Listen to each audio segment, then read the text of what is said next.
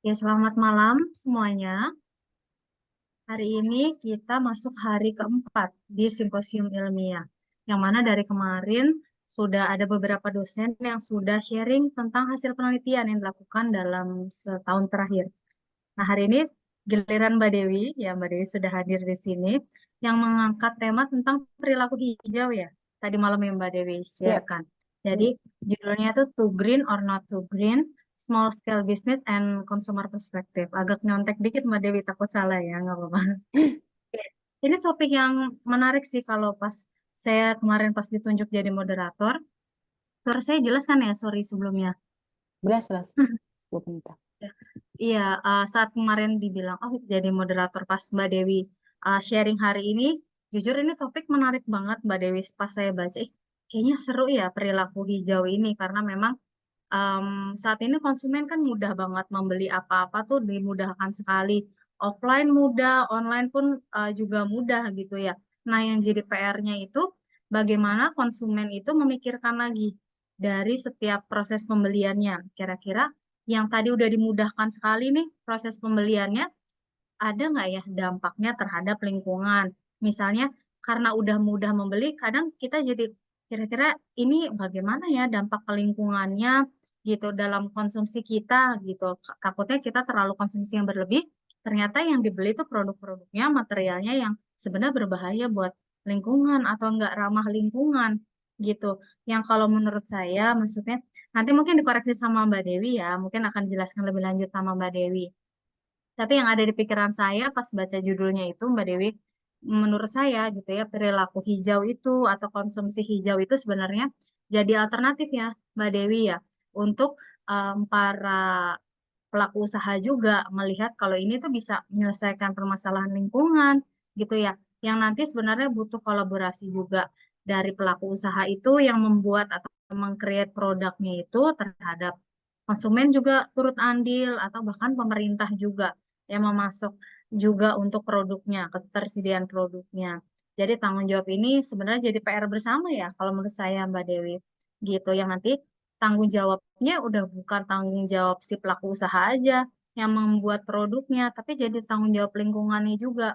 Yang tadi konsumen harus ikut serta juga melihat sikapnya terhadap pembelian produknya terhadap lingkungan. Jadi nanti mungkin setiap produk yang mungkin yang dibeli itu kita lihat, oh ini kategorinya untuk pengaruh ke lingkungan masuk kategori apa nih yang berbahaya atau masih sedang atau rendah gitu ya misalnya.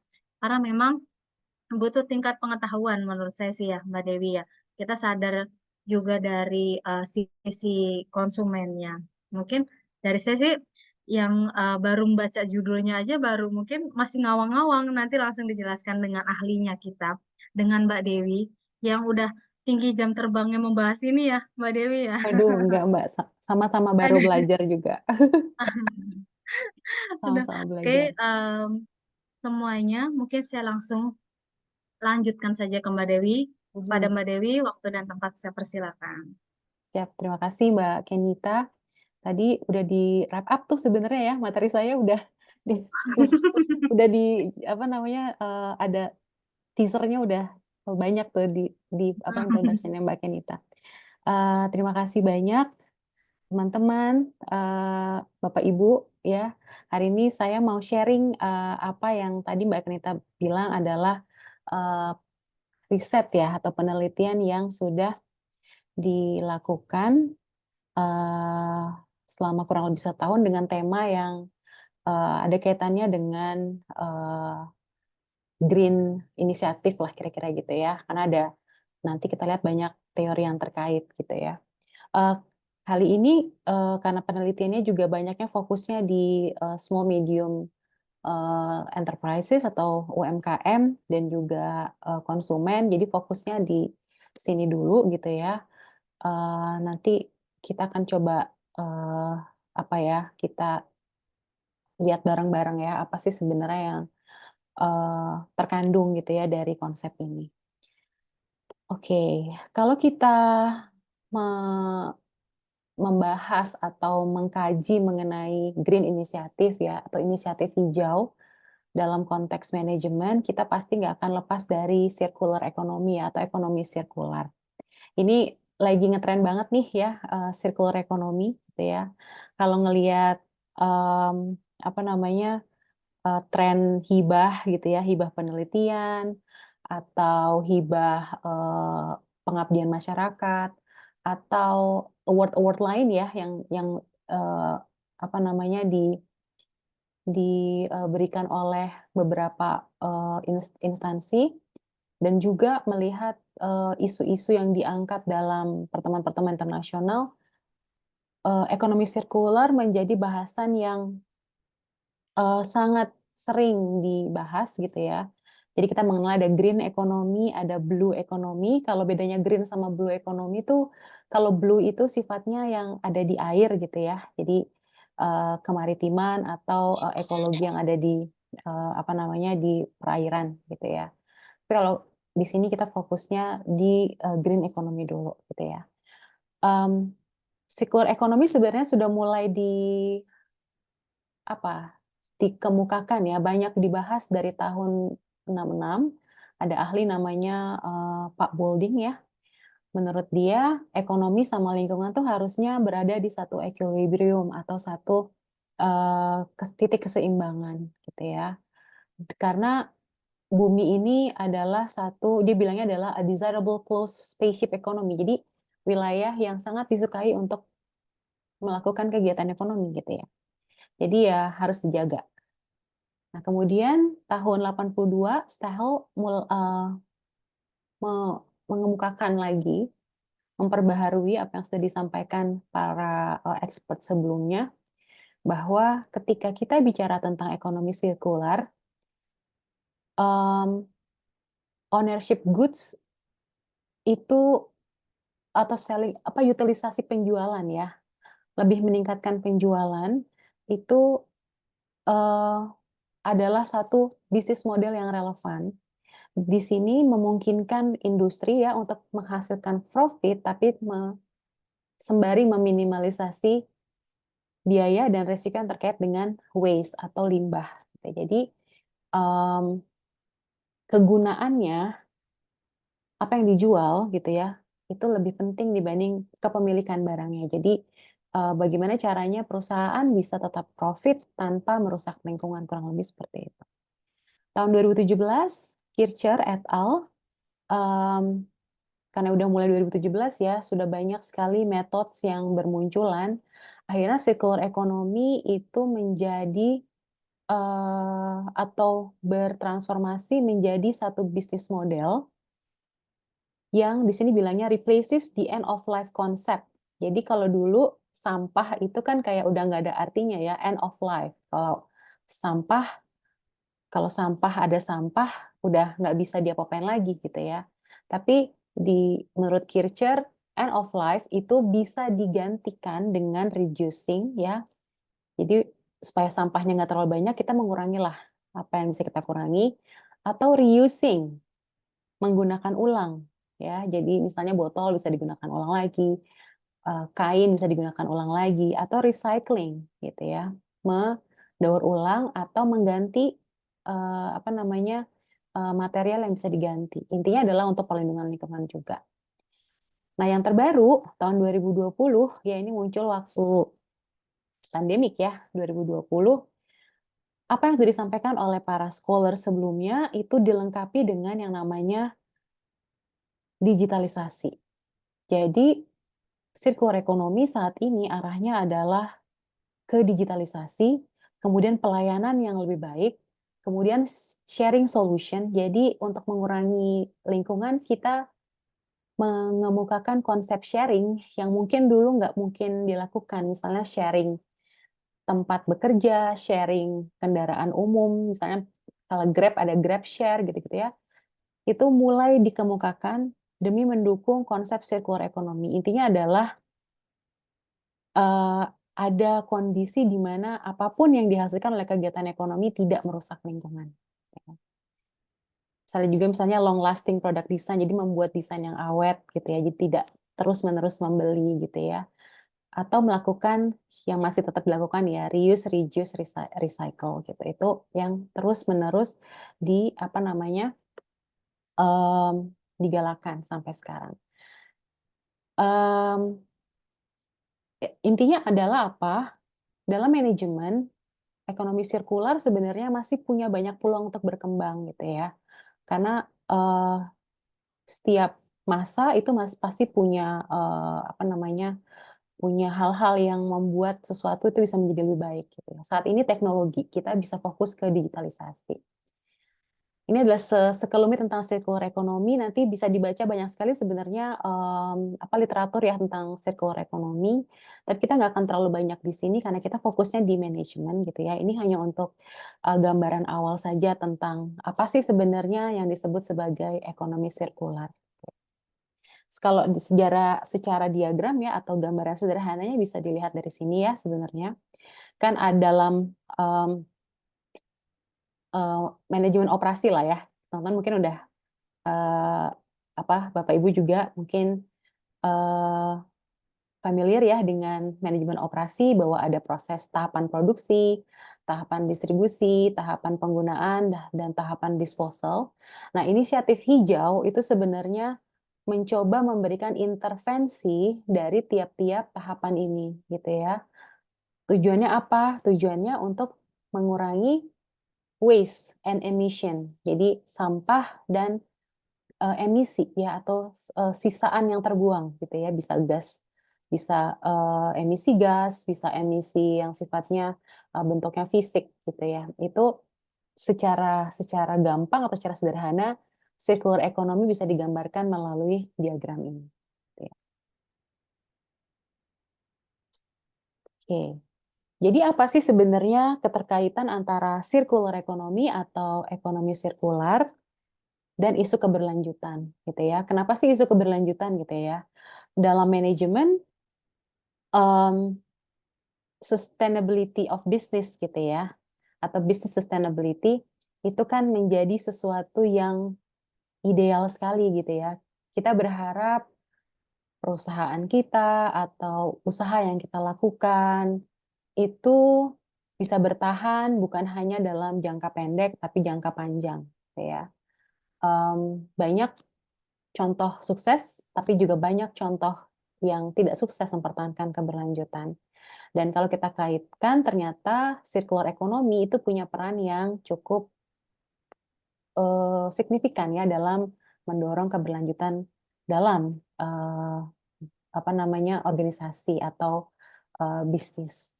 Kenapa? Karena ada 4 poin lah kurang lebih ya kalau kita sederhanakan yang mendorong circular economy itu mendukung keberlanjutan. Yang pertama adalah resource efisiensi, jadi penggunaan sumber daya secara efisien. Ya, tadi kan kita ada, banyak sekali ya, inisiatif yang bisa dilakukan, tentunya akan berdampak pada resource efisiensi. Ketika sumber daya yang digunakan itu efisien, artinya akan berdampak pada cost yang lebih efisien, proses produksi yang lebih cepat juga, dan setelah itu lebih efisien dalam, mmm, mendorong ke proses tahapan selanjutnya. Jadi, mmm, apa namanya, keberlanjutan dikaitkan dengan resource efisiensi. Kemudian climate impact, ya.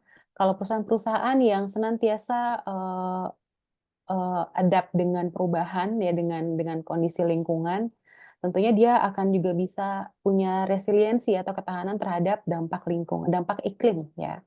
Misalnya tiba-tiba kayak kemarin ya, di Jakarta dan sekitarnya ya, akhir September, dari yang minggu-minggu sebelumnya hujan, tiba-tiba kering sama sekali, kemudian hujan lagi gitu ya. Hal-hal seperti ini tuh, jika tidak ditangani sebelumnya misalnya itu bisa berdampak pada, keberlanjutan suatu bisnis.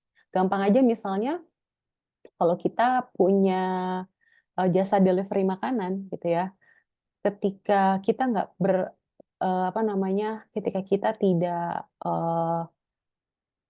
beradaptasi dengan lingkungan gitu ya, misalnya kita, eee, apa, biasanya itu, mmm, menggunakan, eee, bahan bakarnya yang, apa namanya, emisi apa, kayak kalau ada, RON ya, kalau di bensin kan ada RON ya, RON rendah sama RON tinggi. Kalau RON tinggi kan dia gas buangnya jauh lebih, ramah terhadap lingkungan misalnya.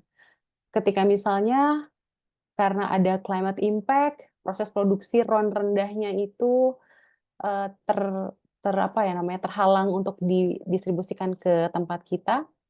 Kalau misalnya kita nggak terbiasa dengan menggunakan RON yang apa namanya RON yang tinggi dengan harga yang tinggi juga, nanti pasti akan ada impact kepada biaya produksi dan yang lain-lain gitu ya. Jadi sepanjang kita bisa mengantisipasi karena biasanya circular economy atau green initiative itu ada relasinya dengan biaya yang tinggi, biaya produksi tinggi karena produk-produk tersebut atau bahan-bahan bakunya itu masih belum banyak ditemukan gitu ya, misalnya produk organik dan lain-lain. Tapi ketika kita bisa berjalan dengan kondisi itu dengan apa namanya mempertahankan hal-hal baik gitu ya, itu biasanya malah kita bisa bertahan lebih panjang. Kemudian circular economy juga ada kaitan dengan biodiversity dan ekosistem tentu aja ya. Tapi dalam dalam uh, konteks sosial, circular economy itu juga punya peran dalam memastikan social benefit itu terdistribusi secara merata. Ya, jadi maksudnya di sini nggak ada misalnya pihak ya yang dilanggar gitu ya haknya, pihak yang tidak menerima apa yang seharusnya diterima gitu ya. Dan ini ada kaitannya kalau di manajemen dengan kesejahteraan konsumen, consumer well-being ya, itu nanti kita akan coba bahas lebih banyak lagi.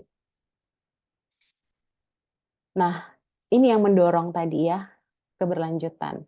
Dalam bisnis gitu ya, eh, keberlanjutan satu bisnis kita bisa, kalau dulu kan eh, kalau kita bicara tentang paham kapitalisme misalnya, satu-satunya instansi di dunia ini yang punya kewajiban membuat profit adalah bisnis.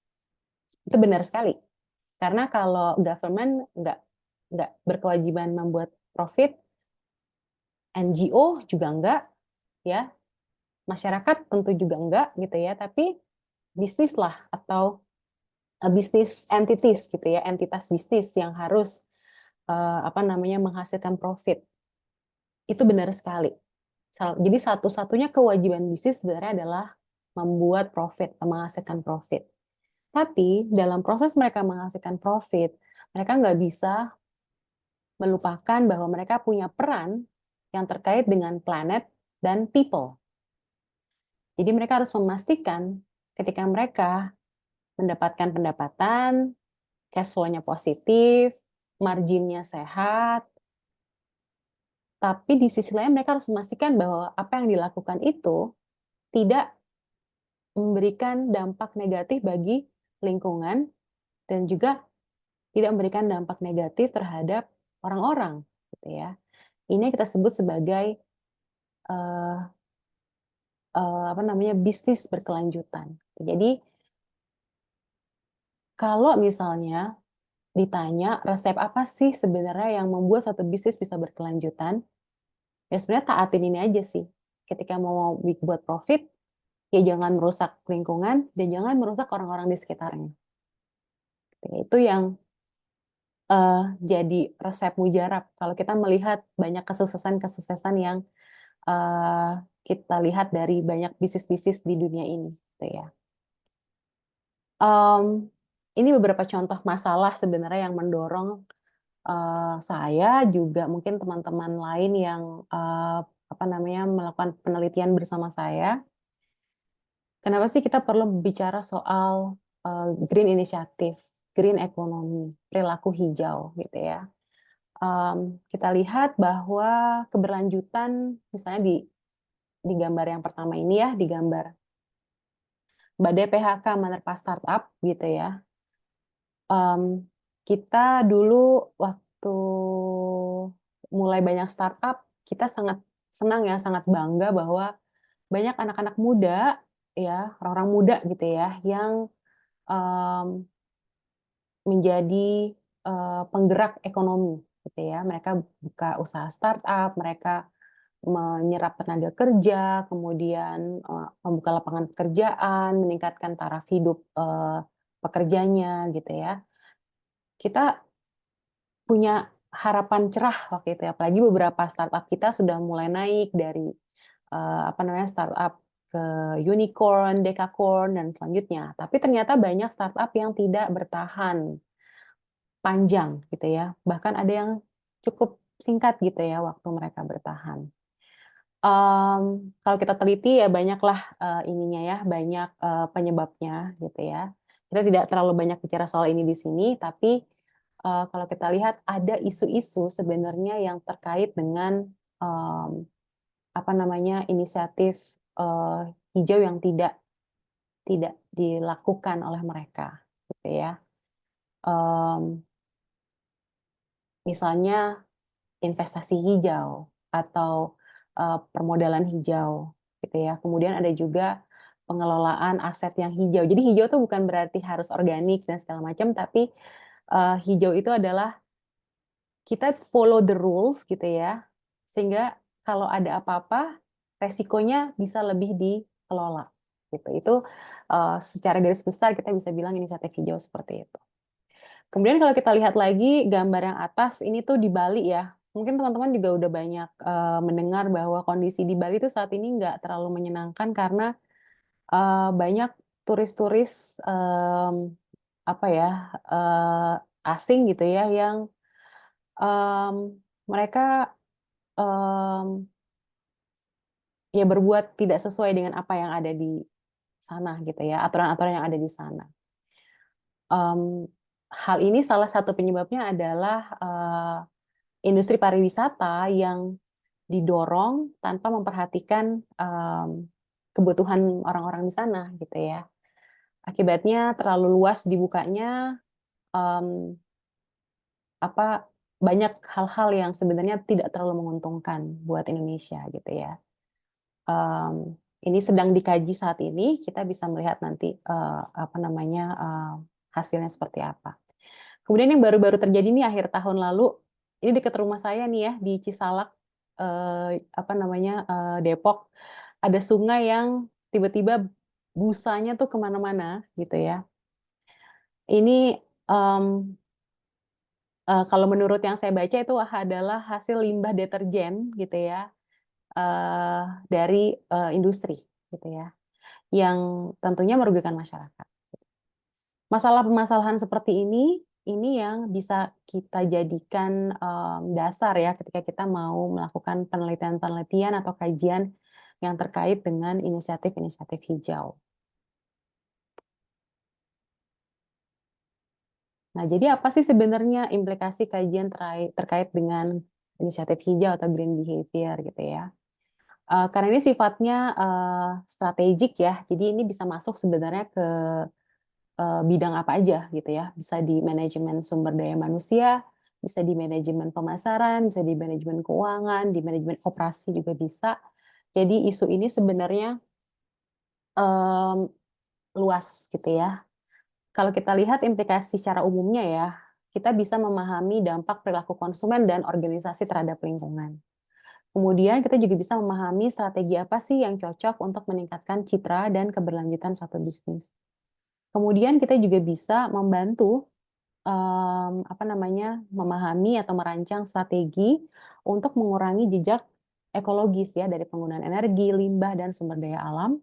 Kemudian kita juga bisa membantu ya kajian-kajian di bidang ini bisa membantu untuk mengembangkan strategi pemasaran dan produk yang lebih berkelanjutan dan juga pada akhirnya kita akan mendorong kemitraan antar para pemangku kepentingan.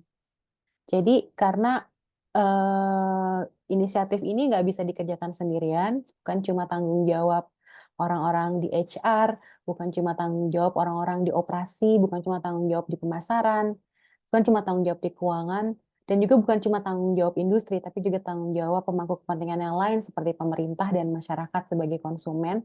Jadi kajian tentang inisiatif hijau, perilaku hijau itu sebenarnya sangat luas dan masih belum apalagi di Indonesia ya, eee apa ya, masih banyaklah hal-hal yang bisa kita kaji dari sini, gitu ya.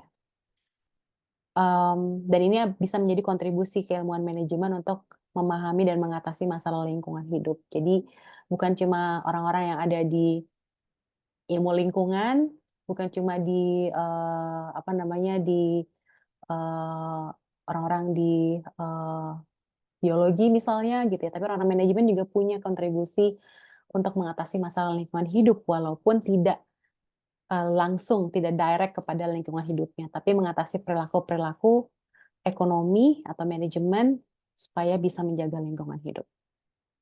Ini kurang lebih gambaran ya tentang kenapa sih kita perlu mengkaji tentang inisiatif hijau dan apa manfaatnya kurang lebih gitu. Nah, teorinya apa gitu ya? Teori atau model yang bisa kita gunakan. Sebenarnya di teori ini karena sifatnya mengkaji perilaku yang pertama ya, kita bisa menggunakan teori-teori yang sebenarnya udah banyak sekali digunakan oleh penelitian-penelitian yang mau mengukur perilaku gitu ya. Yang paling terkenal mungkin Mbak Kinita tahu ya, ini teori psikologi sebenarnya ya, Theory of Planned Behavior gitu ya. Theory of Planned Behavior ini banyak digunakan untuk mengkaji bagaimana sih orang tuh tiba-tiba berperilaku gitu ya. Termasuk kita juga bisa menggunakan model ini untuk mengkaji bagaimana seseorang bisa berperilaku hijau ya. Ini modelnya nanti bisa dibaca lebih dalam ya. Ini tahun 85 loh teman-teman ya Bapak Ibu. Jadi tapi teorinya masih bisa kita gunakan sebagai grand teori dalam model penelitian kita. Kemudian untuk mengukur inisiatif hijau atau perilaku hijau, kita juga bisa menggunakan value belief norm teori ya. Teori ini gitu ya, ini bisa digunakan untuk melihat lebih dalam mengenai perilaku seseorang terkait dengan inisiatif hijau ya. Ini sama juga masih kaitannya dengan teori psikologi juga ya. Kemudian ada lagi ini resource based view model atau teori, ini dari Barney 91. Nah, kalau ini kita lebih melihat kepada sisi organisasi ya. Kita bisa menggunakan ini untuk melihat bagaimana organisasi itu menerapkan inisiatif hijau gitu ya dalam upaya untuk meningkatkan competitive advantage-nya dia sebagai suatu perusahaan atau suatu bisnis. Kemudian juga ada ternyata TAM ya, Technology Acceptance Model, itu juga banyak digunakan untuk melihat inisiatif hijau ini karena sekarang apalagi ya tadi di 2020 udah banyak proses digitalisasi yang mendorong inisiatif hijau lebih diterapkan. Jadi teknologi acceptance model juga bisa digunakan oleh kita atau teman-teman yang mau mengkaji tentang digitalisasi gitu ya, bagaimana penggunaan misalnya aplikasi atau teknologi tertentu yang mendorong inisiatif hijau dilakukan. Ya, jadi kita bisa menggunakan model ini juga. Nah, ini beberapa contoh ya turunan dari model-model yang ada di beberapa penelitian. Ini penelitiannya Ismail et al. 2022. Dia kalau kita lihat di sini dia menurunkan model penelitiannya itu bisa dari ini ya, dari Barney 91 dan juga bisa dari ini juga value belief norm theory ini contoh ya bagaimana penelitian ini diturunkan, model penelitiannya disusun dari grand teori yang sudah ada. Kemudian ini Do and Nguyen 2020 gitu ya. Ini dia ada kaitannya juga dengan modelnya Barney 91 tadi ya. Bagaimana strategi yang proactive environmental strategi itu mendorong competitive advantage bagi yang mendukung kinerja perusahaan. Ini baru sedikit sekali ya contoh model penelitian atau yang sudah diterapkan, tapi nanti banyak lagi kita bisa lihat gitu ya contoh-contoh model yang sudah diturunkan gitu ya. Tadi model dan teori ya. Saya mau cerita selanjutnya saya mau cerita tentang penelitian yang sudah dilakukan terkait dengan isu tersebut gitu ya. Ini, penelitian tahun 2022 ya, ada Mbak Lingga sini ya, sama Mbak Lingga juga dan ada 2 mahasiswa gitu ya. Mmm, eee, kita di sini mau melihat faktor-faktor apa sih yang mempengaruhi, eee, entrepreneur muda ya, wirausaha muda untuk mengimplementasi green entrepreneurship. Ini apa namanya, model teorinya kita pakai TBP tadi ya, teori, dari Ajzen tadi gitu ya. Hasilnya apa? Kalau di sini, dari faktor-faktor yang diturunkan dari modelnya itu ternyata, eee, faktor orientasi keberlanjutan, kemudian pendidikan berkelanjutan, kemudian self efficacy atau keyakinan terhadap kemampuan diri sendiri, dukungan sosial dan dukungan negara itu menjadi faktor yang sangat penting bagi, wirausaha muda untuk menerapkan kewirausahaan hijau, gitu ya. Jadi, poin-poin inilah yang nanti perlu mendapatkan perhatian, eee, apa namanya, dari institusi terkait gitu ya. Misalnya kayak pendidikan berkelanjutan berarti kan dari sekolah gitu ya, dari mulai sekolah dasar sampai pendidikan tinggi, kita perlu untuk, eee mencoba memperkuat gitu ya, materi-materi mengenai, eee, isu-isu keberlanjutan supaya, peserta didik lebih memahami tentang, apa yang harus dilakukan supaya bisa mendorong keberlanjutan dalam, usaha yang mereka lakukan atau bisnis yang mereka lakukan. Kemudian self efficacy juga yang penting juga di sini ada dukungan negara ya, dukungan negara ternyata punya faktor yang penting juga. Artinya apa? Jika negara misalnya meningkatkan dukungannya terhadap, praktek-praktek hijau, maka, kecenderungan akan penerapan green entrepreneurship ya, ketika ada insentif itu pasti akan juga meningkat. Jadi ini, hasil penelitian yang dihasilkan dari penelitian ini. Kemudian ini penelitian di proceeding ya, apa, di satu conference sudah dipresentasikan, ini tentang, consumption behavior dan faktor terkait dengan organic food gitu ya, pada masa pasca pandemi. Apakah setelah pandemi ada peningkatan gitu ya, eee, apa namanya, kecenderungan, konsumen Indonesia, untuk mengkonsumsi organic food. Kalau kita lihat di sini faktornya sebenarnya Mmm, ada kaitannya dengan, income, ya. Jadi income itu mempengaruhi, walaupun mereka tahu bahwa organic food itu baik, tapi karena income mereka nggak cukup, akhirnya itu menghambat mereka untuk memilih organic foods, dibanding, eee, apa namanya, produk, makanan yang tidak organik. Kemudian, yang kedua adalah faktor pendidikan, ya. Ternyata faktor pendidikan itu mendorong konsumen untuk lebih paham tentang manfaat organic food dan akhirnya mereka membeli itu. Kemudian, eee, kebiasaan membeli, makanan organik, itu ternyata juga mendorong kebiasaan untuk membeli lagi, gitu ya. Jadi, perilaku untuk, apa namanya, retensi ya, membeli kembali produk organik ketika sudah pernah membeli itu cukup, tinggi. Dan yang nggak terlalu berpengaruh di sini adalah keamanan makanan. Jadi orang-orang kita tuh masih nggak terlalu aware soal apakah makanan yang kita konsumsi itu aman atau enggak.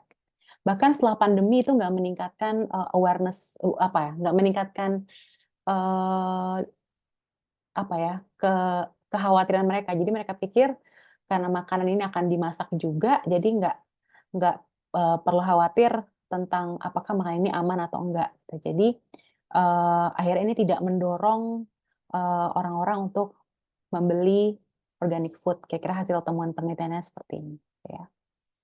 Kemudian ini ada penelitian bersama mahasiswa ya. Ini penelitiannya ini sudah dipublikasi di Sinta 4 ya. Ini tentang, pengetahuan lingkungan terhadap, eee, apa ini, perilaku dan perilaku konsumen muda di pasar makanan, ya. Ternyata dari hasil penelitian ini, mmm, pengetahuan di bidang pengetahuan tentang isu-isu lingkungan, serta kebiasaan belanja barang-barang atau makanan-makanan yang hijau, itu berkorelasi pada, eee, apa namanya, keinginan untuk membeli, produk-produk yang, hijau, produk makanan hijau. Jadi kalau mereka punya pengetahuan, mereka pasti akan berencana membeli, ini baru perencanaan ya, kayak baru intention untuk membeli gitu ya. Mmm, jadi kalau mereka punya pengetahuan dan mereka punya kebiasaan, sudah pernah beli, itu biasanya mereka akan membeli lagi. Tapi kayak sampai interest aja, itu belum kuat untuk mendorong niat untuk membeli atau perencanaan untuk membeli produk-produk, organik ya, produk-produk makanan organik. Yang ini yang terakhir juga, ini masih perilaku juga, oh ya ini, eee, pakai, TBP juga ya, yang ini juga pakai TBP juga karena ini mengukur perilaku melihat perilaku juga. Jadi kalau hasil penelitian yang ini, mmm, terjawab semua bahwa kepedulian terhadap masa depan itu akan berpengaruh pada nilai terhadap konsumsi hijau, perilaku pembelian hijau, dan sikap prososial. Jadi kok saya akhirnya melihat bahwa ada harapan nih gitu ya, terutama di kalangan, konsumen muda ya, untuk mendorong mereka lebih banyak, eee, berorientasi atau memperhatikan gitu ya, isu-isu hijau dalam konsumsi mereka, gitu ya. Ini yang, tentunya akan mendorong bisnis ya saat ini karena sekarang, kalau kemarin kita ngomong Gen Z di keuangan dan Gen Z di HR gitu ya, Gen Z saat ini sudah mulai masuk ke dunia kerja, mereka sudah punya pendapatan, mereka bisa membeli, akhirnya bisnis kalau Gen Z-nya udah peduli pada lingkungan, bisnis akan terdorong menghasilkan produk-produk yang, mmm, kira-kira punya, nilai-nilai, hijau, seperti itu. Nah, ini yang sudah dilakukan, silahkan kalau misalnya nanti, ada yang mau berkolaborasi lagi ya dengan saya atau dengan teman-teman mahasiswa yang lain gitu ya untuk, meneliti tentang, hal-hal hijau seperti ini gitu ya. Nah, ini ada rencana riset lanjutan sebenarnya ya, ini belum jalan sih, ini baru rencana aja, tentang circular business model gitu ya. Ini saya terdorong oleh tadi sih sebenarnya si startup. Banyak startup yang gagal ya, yang bangkrut, kemudian banyak UMKM yang stagnan, yang tidak naik kelas gitu ya, padahal mereka sudah menerapkan, sudah menerapkan nilai-nilai atau inisiatif hijau gitu. Nah, bagaimana circular business model ini, bisa meningkatkan, eee, ya at least kalau udah bisnisnya berjalan bisa berkembang, kalau bisnisnya belum mulai, bisa mulai, dan kalau sudah berkembang bisa bertahan, bisa berkelanjutan. Itu yang, sedang akan dilakukan dan, mmm, silakan, saya terbuka sekali ya, untuk input, masukan, atau ide-ide yang terkait dengan, perilaku hijau yang bisa kita lakukan dalam penelitian-penelitian selanjutnya. Terima kasih banyak, dari saya kembali ke Mbak Kenita. Oke, makasih Ya, Mbak Dewi, ya, ya. pemaparannya keren banget ya, teman-teman sekalian ya. Kita jadi terbuka pemikiran kita tentang green economy tadi, ya kan, circular economy tadi, sehingga mungkin mungkin sebelum semuanya ada yang bertanya, biasa mesti dipancing dulu nih Mbak Dewi Mhm, mahasiswa mhm. ya, biasanya ya.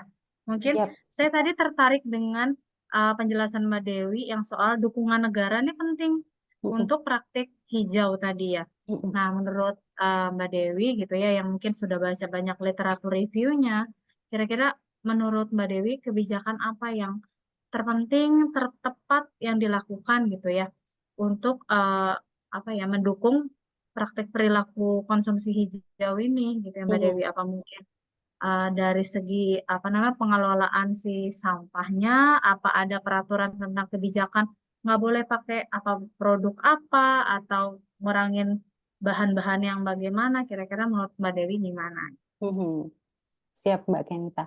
Kalau dari hasil penelitian, sebenarnya dukungan negara yang apa namanya dimaksud di sini adalah banyaknya tuh insentif ya Mbak Kenita. Jadi karena negara itu Hmm. kan punya privilege memberikan insentif, misalnya insentif pajak ya. Ini lagi rame ya pajak hiburan yang jadi 40% gitu ya.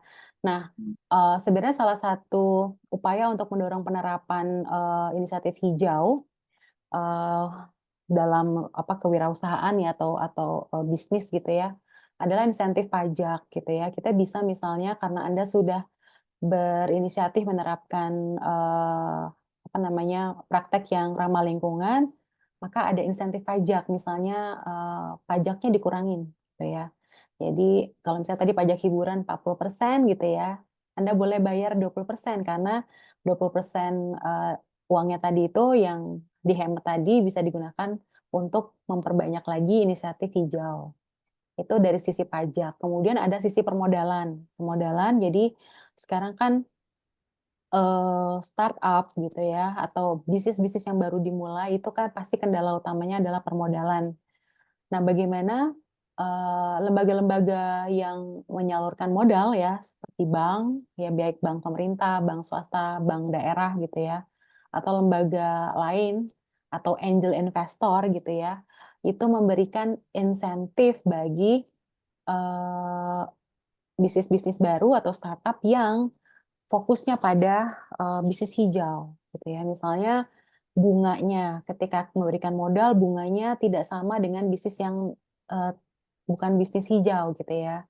Jadi misalnya kalau setahun misalnya 20% gitu ya, kalau bisnis hijau kita bisa kurangin jadi 10%.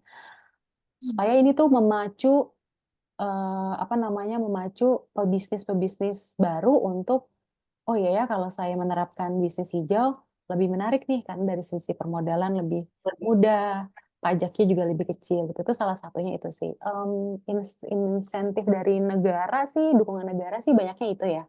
Mungkin ada Hmm. pelatihan-pelatihan atau apa, atau award gitu ya, tapi yang 2 itu sih, insentif pajak dan insentif, di bidang permodalan itu yang, menurut para responden di penelitian ini itu menjadi hal yang sangat penting kalau itu bisa diwujudkan, gitu sih Mbak Kenita.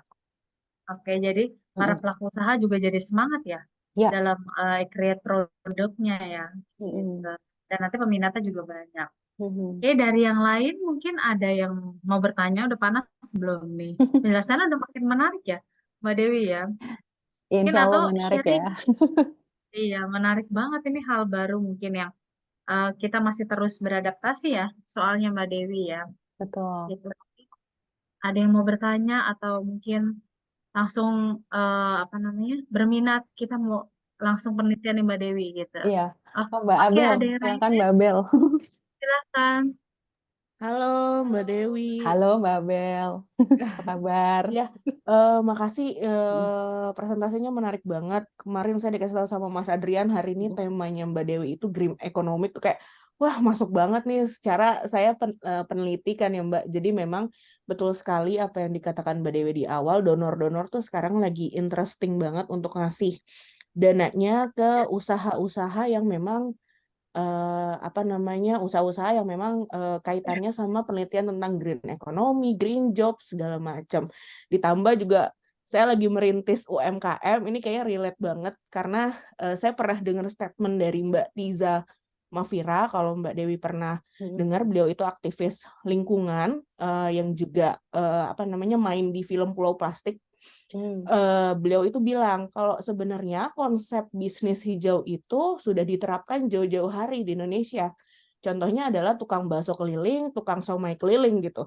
Jadi mereka menggunakan mangkok piring, yang iya, akan dipinjamkan sebentar saat konsumennya makan lalu dikembalikan lagi. Jadi tidak menghasilkan sampah plastik, sampah wadah seperti tren bisnis makanan saat ini gitu ya. Nah, itu menarik sekali dan saya jadi terpikir, oh iya benar juga ya sebenarnya Indonesia tuh udah ada pengalamannya untuk menerapkan green business ini. Nah, tapi kalau ketika saya merefleksikan ke bisnis UMKM yang sedang saya rintis sekarang ini, jadi memang packaging-nya itu harus membutuhkan plastik karena bentuknya frozen gitu kan ya. Dan itu menurut saya cukup mahal karena itu nggak bisa didaur ulang, kemudian saya hanya bisa sekali pakai gitu ya. Dan kalau berkaca juga sama bisnis saudara saya, tante saya gitu punya catering di suatu tempat, beliau itu diharuskan untuk memakai plastik yang biodegradable itu. Jadi memang cukup mahal ya untuk pelaku usaha UMKM gitu. Nah, kalau tadi pertanyaan sebelumnya lebih kepada bagaimana kebijakan pemerintah untuk mendukung startup gitu ya, yang apa namanya yang bergerak di bidang green economy. Nah, mungkin pertanyaan saya lebih ini sih, bagaimana kebijakan pemerintah gitu ya untuk mendukung UMKM yang memang sebenarnya mereka terseok-seok gitu kalau untuk bisa menerapkan green business ini gitu ya. Dan mungkin Mbak Dewi sebagai akademisi, apakah mempunyai rekomendasi gitu ya untuk para pelaku UMKM, bagaimana sih sebetulnya kita bisa menerapkan green business ini tapi nggak bikin boncos gitu, nggak bikin apa namanya lebih banyak pengeluarannya. Itu aja sih Mbak Dewi, makasih Ya. banyak. Siap, Mbak Abel. Betul banget, tadi sudah sempat saya singgung juga ya, kalau kita menerapkan apa namanya perilaku hijau itu memang ada cost tambahan karena biasanya apa ya, bahan bakunya lebih mahal, kemudian tadi peralatannya juga lebih mahal karena harus memenuhi standar-standar tertentu dan itu pasti untuk bisnis-bisnis baru itu berat gitu ya. Apa yang harus dilakukan sebenarnya, kalau tadi pemerintah bisa kasih insentif tadi ya, permodalan dan apa namanya, pajak itu akan sangat membantu, apa namanya, startup baru, at least mereka karena hemat di pajak, mereka bisa fokus pada proses produksi misalnya. Karena kita nggak bisa ngurangin apa yang sudah jadi standar ya, jadi misalnya harus degradable, harus bisa didaur ulang terus gitu ya, harus memenuhi salah satu itu nggak bisa dikurangin karena itu kalau dikurangin artinya kita sebenarnya sudah tidak pro lingkungan juga gitu ya. Jadi itu nggak bisa dikurangin. Jadi kita berupaya untuk melakukan efisiensi di apa namanya apa namanya bagian lain gitu ya. Misalnya tadi pengeluaran pajak, pengeluaran apa namanya biaya bunga modal misalnya. Artinya kalau kita bisa dihemat, berarti kita bisa fokus di satu ini. Atau kita juga bisa melakukan efisiensi di bidang lain, misalnya di pemasaran. Kalau pemasaran awalnya kita pakai promo iklan atau pakai apa namanya penjualan apa menggunakan salesperson misalnya. Nah, untuk startup baru kita arahkannya ke digital marketing gitu ya. Karena digital marketing reach-nya lebih jauh, kemudian harganya atau biayanya jauh lebih affordable gitu. Eh, apa namanya itu yang bisa kita lakukan. Jadi mungkin saran saya adalah karena dalam proses operasi itu banyak tahapan, banyak bagian yang masih bisa diefisienkan, itu kita efisienkan supaya yang yang utamanya tadi ya, itu nggak boleh dikurangin gitu. Misalnya kita harus pakai produk organik ya, kita pakai itu. Misalnya jualan makanan menu salad gitu ya, kita udah bilang bahwa semua bahannya adalah organik, ya kita harus pastikan itu semua organik. Yang dihemat bukan di situnya, yang dihemat di sisi yang lain gitu ya. Nanti kalau udah mulai beranjak ya kita bisalah apa namanya menambah porsi biaya untuk hal-hal yang lain itu. Itu sih mungkin ya Mbak Abel ya, yang bisa saya sarankan ya. Oke. Siap. Sip, Mbak Dewi, makasih banyak Siap. jawabannya, sangat Terima kasih menarik. banyak. Makasih Semoga Mbak. sukses. Semoga sukses ya usahanya. Kita UMKM-nya ya. Siap. Oke, lanjut. Ada Lanjut. pertanyaan yang lain? Oh, Oke, udah. ada. Oh, ada yang bertanya di kolom chat nih, Mbak Dewi. Oke. Nah, Izin tanya merujuk dari beberapa segmentasi. dan jenis usaha yang Mhm. ada di Indonesia, contoh Mhm. FMCG, ya Mhm. produk wanitaan atau pembalut, ya lebih cenderung produk yang Oh, setelah oke. digunakan tidak mendukung gerakan ekonomi Iya, iya. hijau. Iya. Mhm. Iya.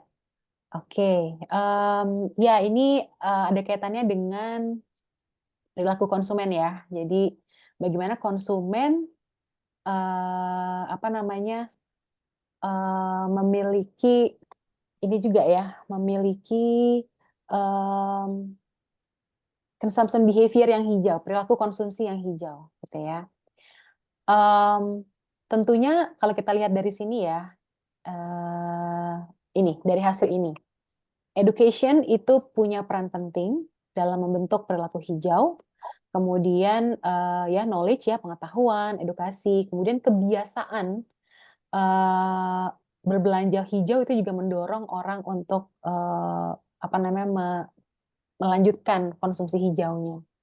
Jadi misalnya kalau misalnya udah biasa pakai produk organik, pasti dia ada untuk produk-produk yang lain yang dia konsumsi itu juga pasti dia akan memilih produk yang organik. Jadi kalau ditanya sebagai perempuan menanggapinya gimana, itu balik lagi ke konsumennya.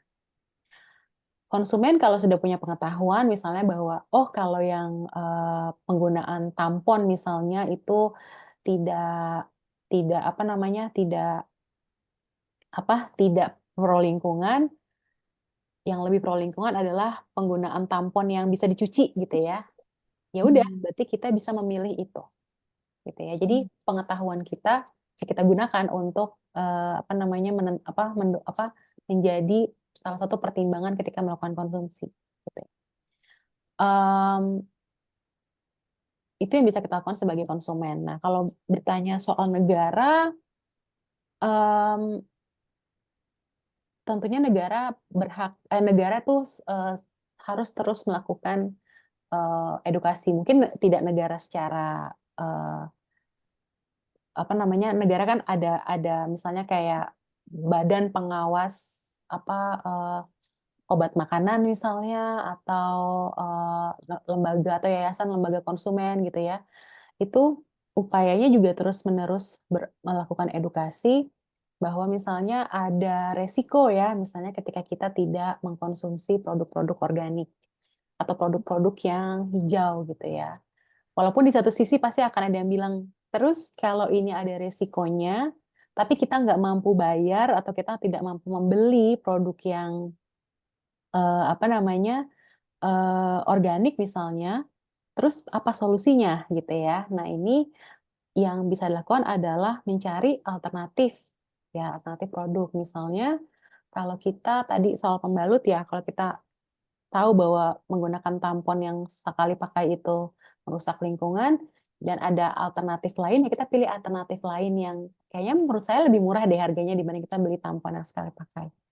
Atau kalau kita tahu misalnya eh, tanaman yang ditanam menggunakan pestisida itu berbahaya untuk tubuh, gitu ya.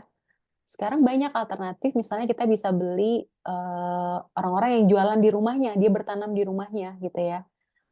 Itu banyak tuh yang kita bisa cari di Instagram atau di marketplace juga banyak gitu ya.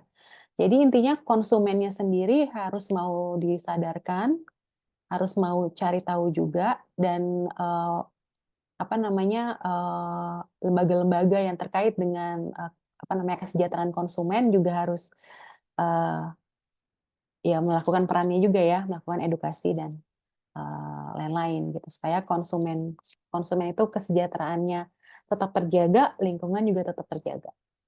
Susah nggak? Susah, tapi kalau mau dimulai dari sekarang tuh banyak contoh-contoh di negara lain yang sudah berhasil gitu ya. Jadi Indonesia juga pasti bisa. Terutama di perkotaan-perkotaan ya di mana orang-orangnya atau konsumennya udah mulai teredukasi dengan baik gitu. Itu ya Mbak Mbak Dinda ya. Mbak Semoga Din, menjawab ya. keren. Mbak Dinda nih dari sesi pertama nanya terus, Iya, Mbak Dewi. heeh. Keren nih. Tapi Oke, pas benar-benar. kemarin nggak datang ya, Dinda. Nggak ikut ya, join ya, Dinda. Dari kemarin ya. Iya, iya. Jadi, Mbak Dewi kalau boleh menyimpulkan, Ya. berarti dalam peran ekonomi hijau ini ya, Mm-mm. sebenarnya selain inisiatif tadi, niat ya, Mbak Mm-mm. Dewi ya, tapi Mm-mm. perlu ada kontrol perilaku juga ya, berarti ya, dari sisi konsumennya ya, Mbak Dewi. Iya, betul. Karena kalau dari perilaku konsumen kan ada faktor eksternal sama faktor internal ya yang membentuk keputusan konsumen gitu ya. Yang paling pertama ya internal dulu gitu ya. Kalau kita sebagai konsumen mau mencari tahu tentang apa tadi ya produk-produk hijau atau misalnya sekarang kan lagi mulai orang-orang tuh jadi aware dengan perusahaan ini tuh afiliasinya kemana gitu ya. Apakah afiliasinya ke kegiatan-kegiatan merusak lingkungan atau apa, itu kan juga bagian dari bagaimana kita mencari tahu apa yang kita konsumsi ini, siapa yang memproduksi dan apa dampaknya bagi kita gitu ya. Itu juga penting. Jadi tapi memang untuk mencari tahu kan tidak semua punya akses ya. Oleh karena itu tadi ya lembaga-lembaga yang punya peran itu juga harus meningkatkan perannya ya untuk membantu konsumen-konsumen yang mungkin belum teredukasi dengan baik supaya mereka bisa lebih paham mengenai dampak dari apa yang mereka konsumsi gitu sih. Oke, keren-keren. Diskusinya keren nih, Mbak Dewi ini ya. Oke, ada pertanyaan lagi. Ini Mbak Oh, Mudrika. Oh ya, ada Bu Iin ya. Halo Bu ada Iin. Bu In. Malam, Bu In. Malam. Iya, Sehat, Bu? gabung. Gabung. Oh iya. Ada lagi yang mau ditanyakan dari yang lain? Boleh loh langsung nih. Langsung ke RBC. pakarnya nih, langsung ke Mbak Dewi. Waduh, bukan. Aduh, jauh Mbak. Jauh saya masih banyak. Ini Mbak Mudrika Japri mau ikutan penelitian. Monggo Mbak, ayo. Mbak Bukan Mudrika, langsung. halo. Halo Mbak, Hai Mbak izin Mudrika, gimana Mbak Mbak. Rika? Gimana Mbak? Model penelitiannya apa toh ini yang mau diajukan? Maaf, saya baru gabung. Sebenarnya belum ada yang mau diajukan sih Bu, ini baru yang udah dilakukan aja. Mungkin Mbak Rika ada yang mau diajukan Mbak? Isu apa Mbak? Kita Aku akan mau bingung. gabung yang tadi tuh Mbak, kalau yang ada penelitian tentang apa namanya, yang nextnya Mbak mau Ini ya? bikin, yang di Hmm, future, yang di itu tuh. Oke, siap. Ini Kebetulan sebenarnya sekarang juga lagi neliti tentang ESG kan, jadi relate banget kalau sama isu tentang sustainability bisnis juga. ya ESG itu environmental sustainability, Social governance. social governance. Oke, environmental social governance. Oke. Banyak ya sebenarnya model teorinya, modelnya banyak. Tapi memang saya baru banyaknya di perilaku konsumen ya. Nanti mungkin yang kaitannya sama perilaku organisasi itu yang mungkin belum banyak, jadi bisa nanti berkolaborasi juga. Ada lagi nggak masukan Bapak Ibu yang bisa kita lakukan bareng-bareng gitu? Jadi Mbak Ini Rika. circular business modelnya itu seperti apa? Circular Um, business modelnya yang konvensional atau mau kayak bisnis model kanvas atau pakai lean model atau bagaimana? sementara ini sih masih yang tradisional Bu, tapi sebenarnya lagi masih mengulik modelnya nih, belum dapat model yang pas sebenarnya gitu ya. Tadi mungkin apa Bu yang bisa saya catat Bu tadi? Ini kan sebenarnya circular business model ini cuma sepengetahuan saya saja ya. Karena ini basisnya bagaimana nanti di dalam bisnis itu menghasilkan pengeluaran yang itu pro lingkungan. Intinya seperti itu kan. Nah, tapi sebenarnya kalau konsep yang sifatnya klasik itu bisa menggunakan yang model bisnis kanvas atau mungkin yang pakai lean model kanvas itu juga bisa. Itu satu. Yang kedua, itu mau konteksnya sifatnya case study karena ini kan micro, small, medium enterprise. Nah, ini berarti kan Mbak Dewi rencananya mau apa? Memilih satu pelaku usaha atau beberapa pelaku usaha yang dia itu bisa saja konteks usahanya basisnya pro lingkungan. Karena kalau ngelihatnya cuma satu, berarti case tadi kita nggak bisa menceritakan bahwa ini Indonesia. Nah, perlu juga isunya adalah memilih industri UMKM yang mana gitu. Terus kemudian itu di mana biar kita bisa memiliki suatu representasi yang namanya MSMI itu, MSMI itu. Di Indonesia, ya. Jadi kita nggak bisa bahwa modelnya circular business tuh seperti ini. Enggak, tapi kontekstual. Misalnya apa ya, Mbak? Saya juga baru saya baca ini. Namun seperti itu, Mbak, karena saya saya yakin bahwa yang namanya basis publikasi itu nggak selalu yang sifatnya riset gap, nggak selalu yang namanya penelitian kuantitatif, enggak, tapi case study itu. Karena kalau kita basisnya ngeliatnya Harvard kan semua basisnya case study. Nah, mungkin ini bisa menjadi apa bagus ya, menurut saya bagus. Jadi ada suatu insight dari sisi metode yang sifatnya case study itu nanti bisa Mbak Dewi kirim ke Journal of Small Medium, Journal of Small apa lupa saya Mbak, pokoknya ada entrepreneurship-nya. Itu bagus sekali tuh karena mereka juga menerima yang sifatnya case study.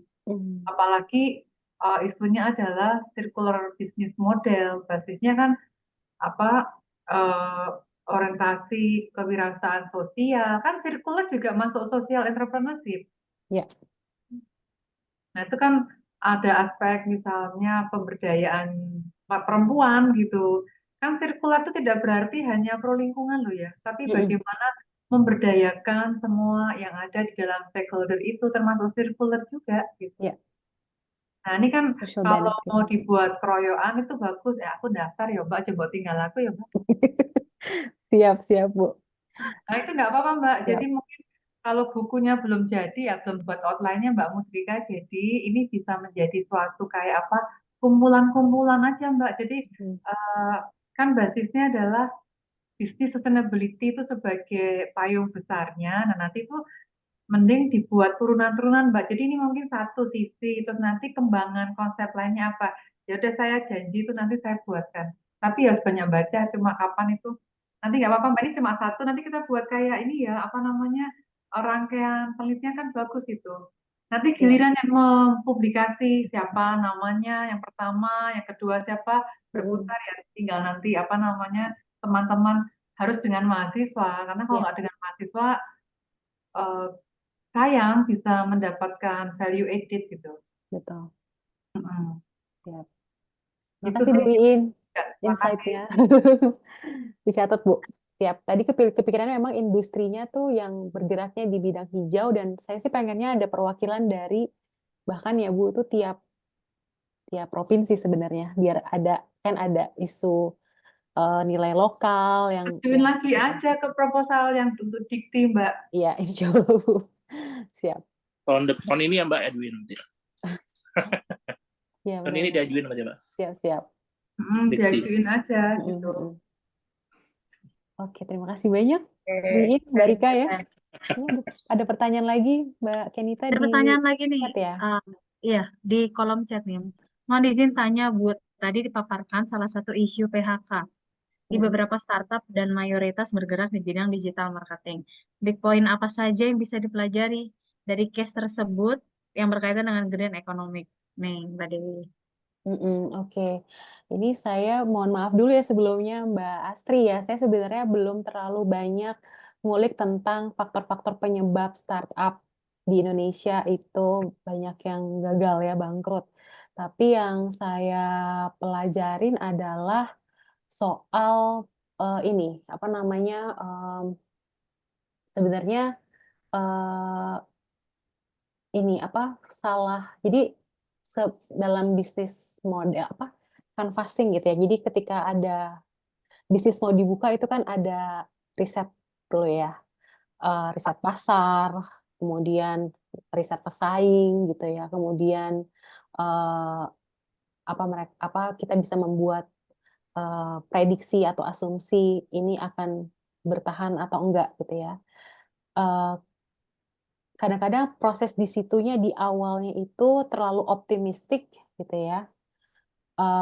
Dan ini dibeli gitu ya sama investor, mereka jor-joran kasih modal gitu ya, yang mungkin pernah dengar istilah bakar uang gitu ya. Untuk awareness-nya mereka bakar uang, akhirnya ketika modalnya berhenti, si bisnis ini nggak punya pegangan lagi gitu ya. Karena sebenarnya model bisnisnya tuh ternyata nggak seoptimistik itu, terus modalnya udah jor-joran di awal, akhirnya mereka nggak sustain gitu ya. Jadi mungkin yang bisa mungkin poin besar ya kalau sepengetahuan yang saya baca ya, adalah ketika startup utamanya ya, karena startup kan ada kaitan dengan teknologi, bisnis baru gitu ya, itu riset awalnya tuh mesti betul-betul real. Jadi, supaya apa namanya ya, perencanaan bisnis yang dibuat itu nggak over optimistic gitu ya. Karena kalau kayak gitu nggak akan jalan gitu. Kemudian mereka juga perlu untuk mencari alternatif, apa namanya, pendapatan lain. Kalau misalnya, bisnis utamanya itu nggak berjalan dengan baik atau ketika pemodalnya udah stop suntik modal gitu. Itu mungkin yang sebatas itu ya, yang saya baru bisa bisa itu ya, bisa saya sampaikan ya.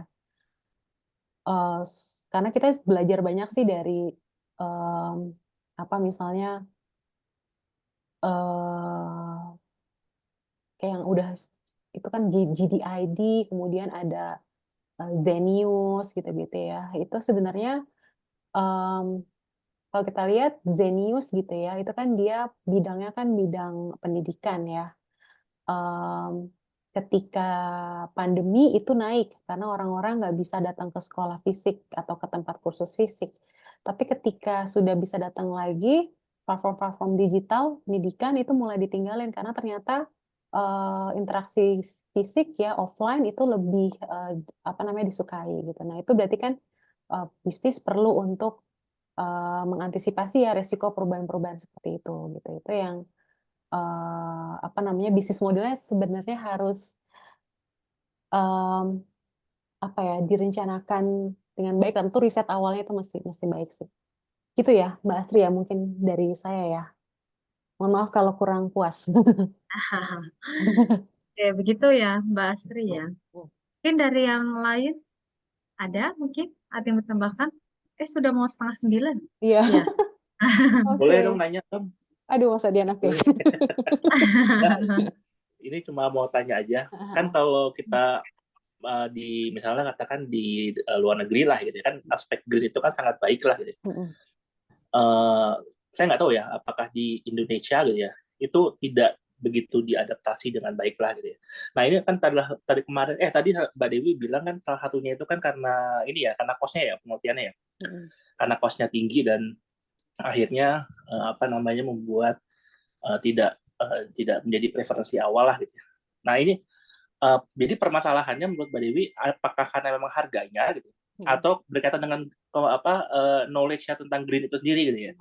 Kadang-kadang kan awareness kita kan nggak memikirkan sampah gitu ya, nggak apa namanya buang sampah sembarangan, terus tidak memikirkan hal seperti itu ya. Tapi seperti itu ya gitu ya. Maksudnya apakah jadi kalau misalnya mau dipotong duluan nih, istilahnya nih memberikan solusi, mau yang di kiri dulu atau di kanan dulu gitu ya. Awalnya itu seperti apa? Mbak Dewi gimana? Terima kasih.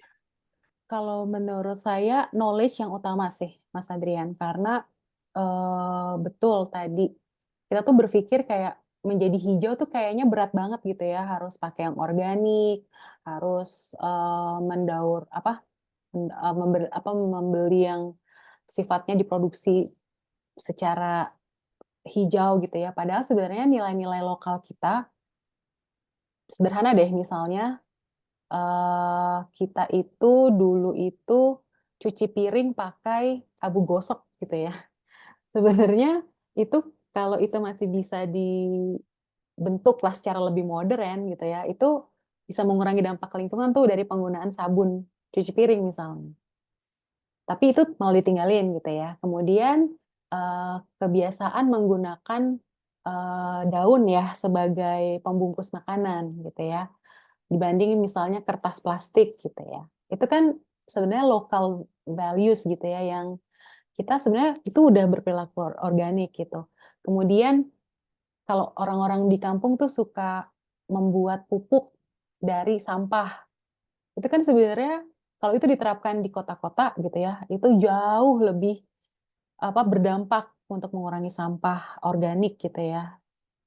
Itu kan sebenarnya udah ada, sudah ditunjukkan lah oleh, nilai-nilai eee, nilai-nilai lokal kita gitu ya, nilai-nilai, asli kita gitu. Jadi, mungkin sekarang pengetahuannya dulu nih dikembangin bahwa menjadi hijau sebenarnya nggak susah. Kita bisa mulai dari kecil. Kalau berbisnis pun misalnya mengelola sampah hasil industrinya dengan baik itu juga udah hijau walaupun misalnya belum bisa menggunakan material-material yang eh, punya standar hijau gitu ya. Tapi at least yang kecil-kecil dulu itu kalau misalnya dikembangin, dipertahanin itu bisa punya dampak besar gitu. Jadi pengetahuan sih yang penting. Kemudian kalau udah pengetahuan, udah punya pengetahuan nanti ada habit gitu ya. Nah kalau habitnya udah jalan, mau melakukan apa aja itu pasti akan nggak enak nih kalau nggak hijau. Udah biasa di rumah ngolah sampah, masa di kantor nggak ngolah sampah gitu ya. Jadi itu mungkin ini ya Jadi pendekatannya local value itu menarik tuh Mbak Dewi ya. Iya, Kalau benar. pendekatan local value gitu ya. Jadi kita nggak berpikir harus eco dengan sertifikasi apalah gitu ya, yang dari Prancis atau dari mana gitu ya. Benar. Tapi pendapat pendekatan yang tradisional seperti local value itu menarik. Oke Mbak, makasih Mbak Dewi. Siap. Oke. Makasih Mas Adrian. Anak mau buka pertanyaan lagi, Mbak Dewi? Tidak tenaga? Manut. Mungkin udah Manut cukup dulu gimana kali nih ya. Mas Adrian ya? Kayaknya makin seru Ayo, ya pembahasan Bu kita ya. Moderator, terserah Bu Moderator. Terserah Mbak Kenita. Bu Moderator. Ini sesi terlama ya dari keempat ini kayaknya ya. Iya. Karena seru topiknya tuh seru dan bisa dieksplor lebih dalam ya, Mbak Dewi ya. Yuk, Temanya. mari kita explore lagi. Explore lagi, oke. Masih ada tenaga nih, satu pertanyaan lagi Mbak Dewi, kira-kira. Boleh, Kira-kira kalau ada masih yang mau nanya ada. lagi? Pertanyaan terakhir nih, kapan lagi bertanya langsung nih sama Mbak Dewi langsung? Ada mungkin? Rekan mahasiswa banyak ya. Mungkin nanti langsung aja Mbak Kenita kita kolaborasi penelitian ya. Siap banget. Kayaknya ini panggilan terakhir untuk yang bertanya mungkin. Asko. Iya nih last call nih. Siapa ya Oke, yang belum gate close. hitungan ketiga tutup ya gitu ya. Fahri mungkin mau nanya Fahri nih, ini mahasiswa juga nih di Cikarang nih. Biasa rajin bertanya kalau di kelas Fahri ini. Oke. Kayaknya mau Pendekatan langsung teknologi tadi juga menarik ya tadi ya, kalau Mbak Dewi bilang jadi bagaimana teknologi juga bisa membuat efisiensi gitu-gitu ya. Itu kan green juga ya. Jadi saya kira tuh green itu hanya berkaitan dengan daun-daunan gitu ya. Lebih luas. Hijau-hijauan ya. Iya. Enggak lebih ada sisi sosialnya ya tadi Bu. Social benefit, kemudian teknologi, ada lokal juga. Banyak lah sebenarnya. Keuangan juga ada, SDM juga banyak ya. Banyak sih sebenarnya. Kalau Mbak Dewi melihat mungkin nggak tahu ya, kalau melihat kan sekarang ada saham apa kayak apa ya, saya nggak tahu ya, apa saham hijau ya apa ya, jadi menggantikan apa misalnya katakan saya perusahaan saya menghasilkan sampah gitu ya, terus digantikan dengan misalnya saya membeli lahan gitu ya, memang apa kayak ya misalnya menjadi tempat yang itu ya apa memperbaiki CO2-nya dan sebagainya ya. Kalau Mbak Dewi melihatnya seperti apa Mbak? Itu apakah hanya shortcut saja gitu ya, sekedar gimmick gitu ya tanda kutip ya, atau memang itu memang salah satu solusi juga kalau Mbak Dewi lihat? Ini sebenarnya ada kaitannya sama yang konsepnya ESG tadi ya. Jadi CSR sekarang tuh sebenarnya udah nggak diarahkan lagi ke nyumbang-menyumbang gitu ya. Jadi misalnya cuma membuat misalnya sumbangan hitanan massal atau apa gitu ya. Itu CSR tuh sebenarnya harus link dengan dengan operasional. Jadi Mbak. Apa Bu? ESG. Oh ya, oke, betul.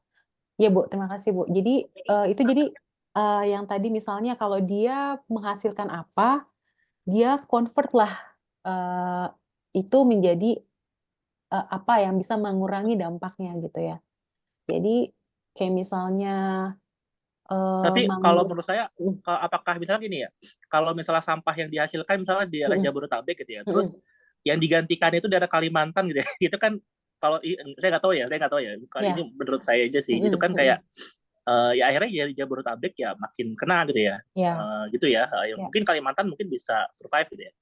Tapi ya itu sih. Iya, memang sebaiknya sih kayak kita Pengmas lah ya. Itu sebenarnya masih dalam radius wilayah operasi supaya dampaknya kan yang paling dekat kan ke radius wilayah operasi, itu yang paling benar sih gitu. Kayak Pertamina memelihara hutan mangrove ya, itu kan di wilayah operasi mereka. Itu sebenarnya yang kayak gitu sih sebenarnya diharapkan dari industri ya.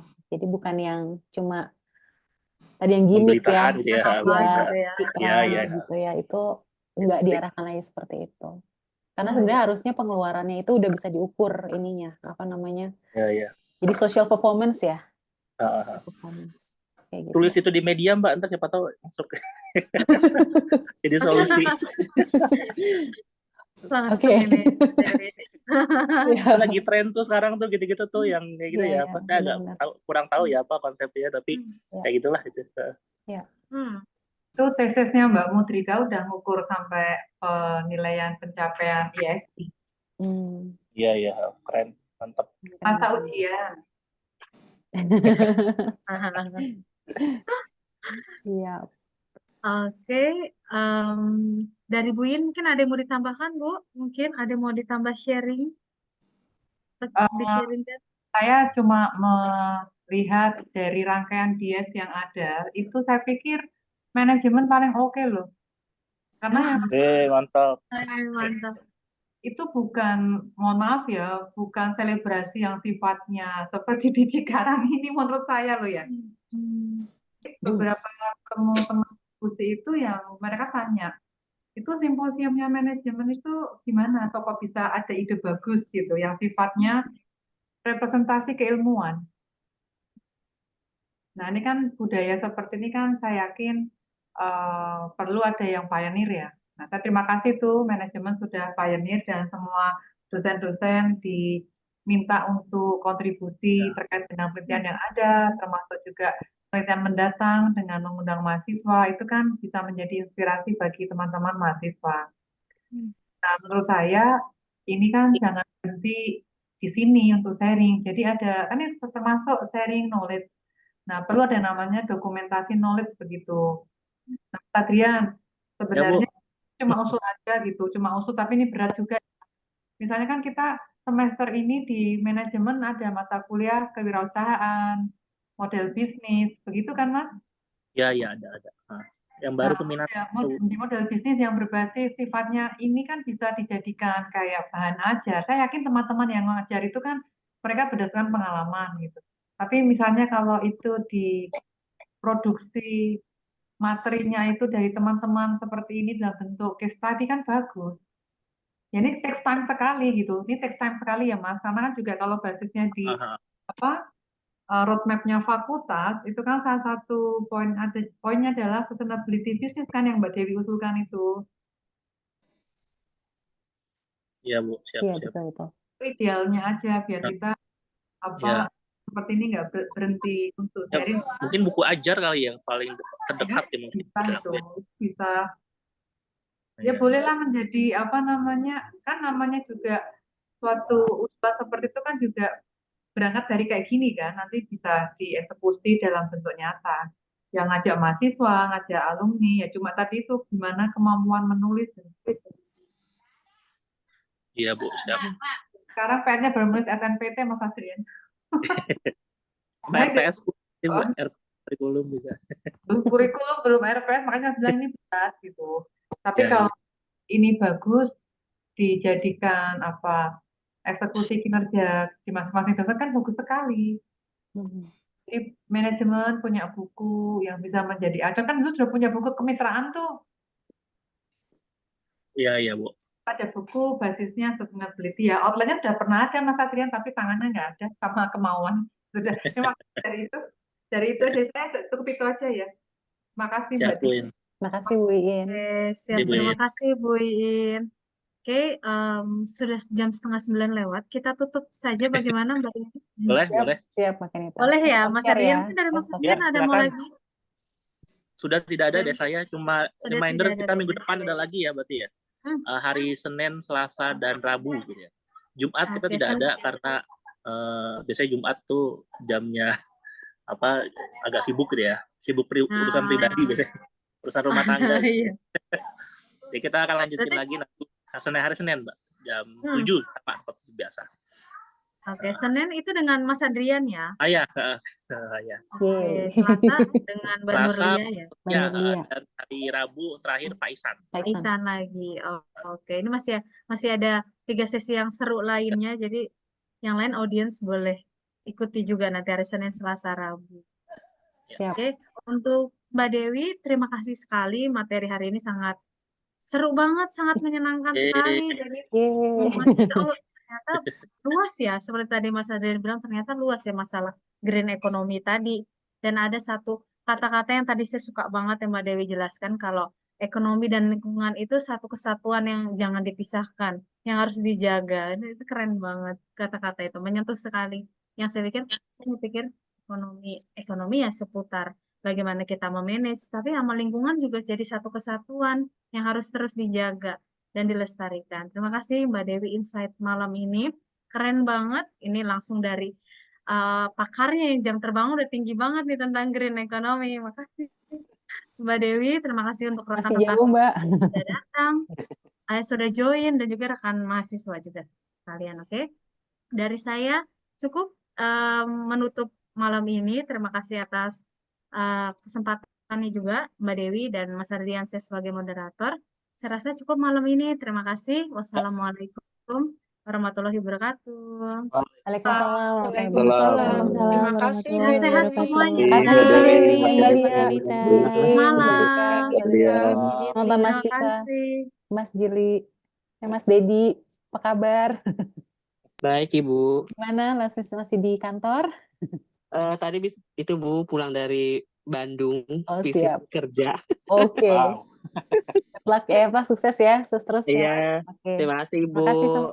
Yo, Assalamualaikum. Waalaikumsalam.